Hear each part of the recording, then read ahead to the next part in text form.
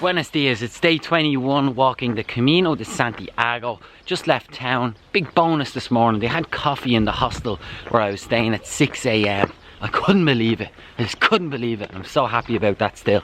But left and I'm headed to a place called Osabira. Probably pronounced that wrong, as with every town I've mentioned on this series. But this town is at the very top of a hill climb. And I believe a lot of people start their Camino there because it's 160 kilometers to Santiago.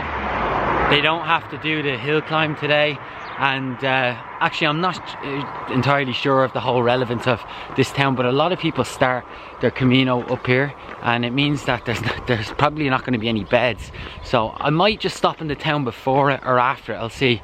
Either way, it's a pretty big trek ahead of me today, over 35 kilometers if I decide to continue on up there. All good, really feeling the positive vibes today. Looking forward to the day ahead. It's very fresh, but it looks like it's going to clear up pretty soon.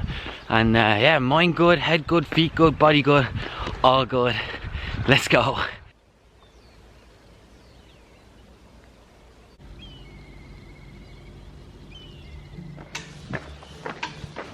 Somewhere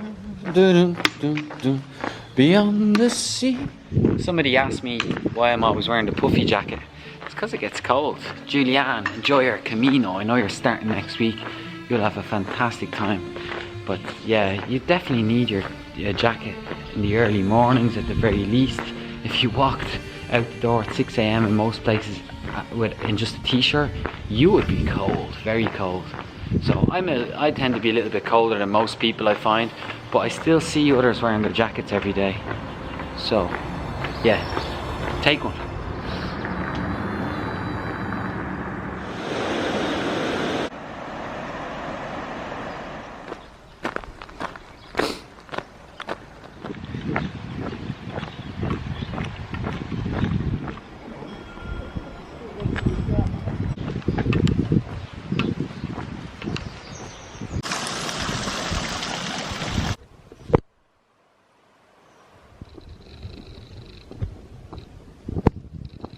The day everyone fears on the Camino. It goes up for around 10k, and the first stretch is quite steep, but it's nothing.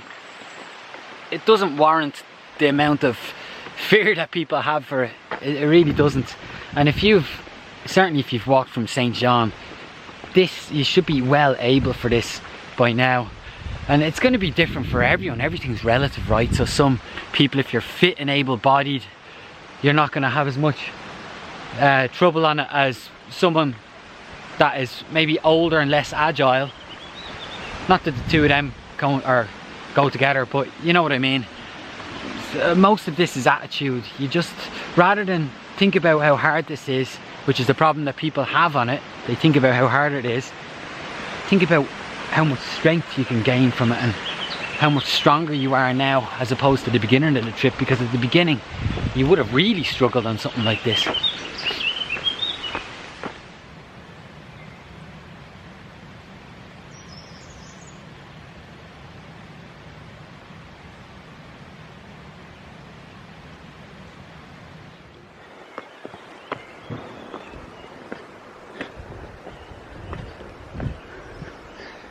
It's true, it got a lot steeper than it was when I made that last video.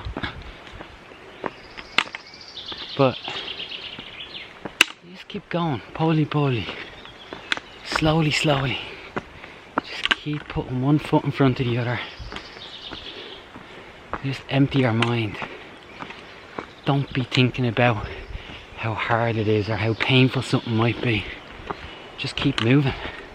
Just keep moving. That's all you gotta do. As long as you keep moving, you get there.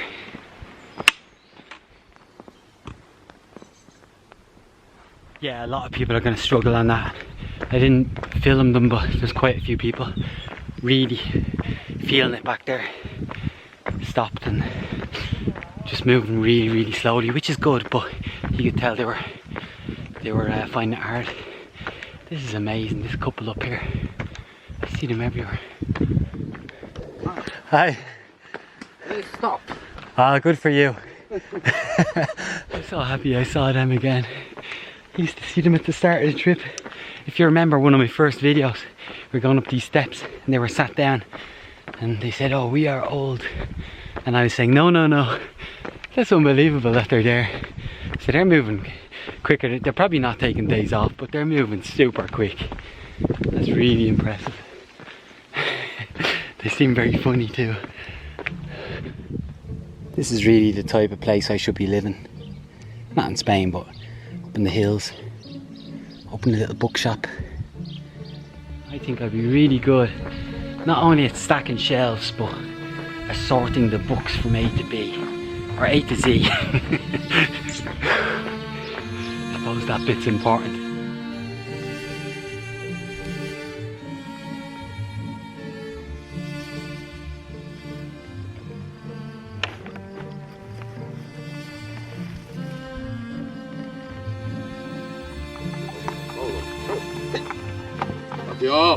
Yes. I don't know about you, but maybe I watch too much YouTube. I'm always waiting for one of these horses to give me a crack in the jaw with one of their hind legs.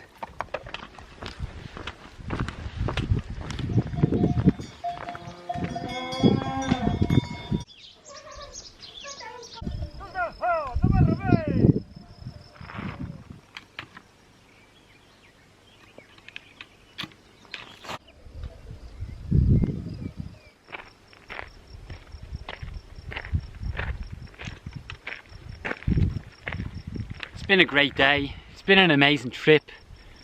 There's 100 and saw it on a signpost back there. Actually, it's on this one here. 160 kilometers, 0.363 to Santiago. So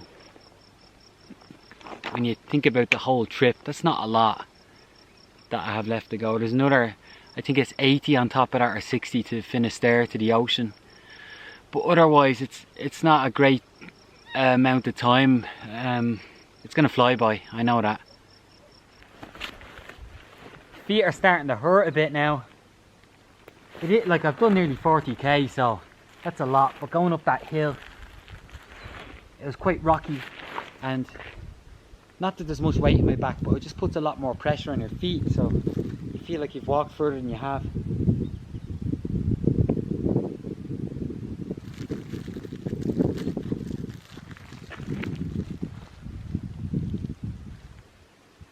I believe this. I've been saying, how the hell would anyone get lost on the Camino? But I've actually gone the wrong way, and well, I'm lost. I know I can go back the way I came, but I'm not doing that. It's about 2k.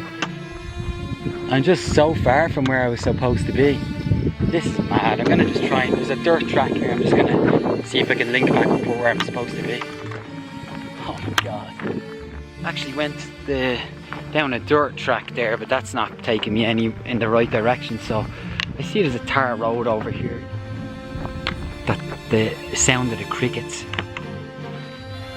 Every time I stop, it's like, that's my shame, listening to the crickets. It makes me feel pretty stupid.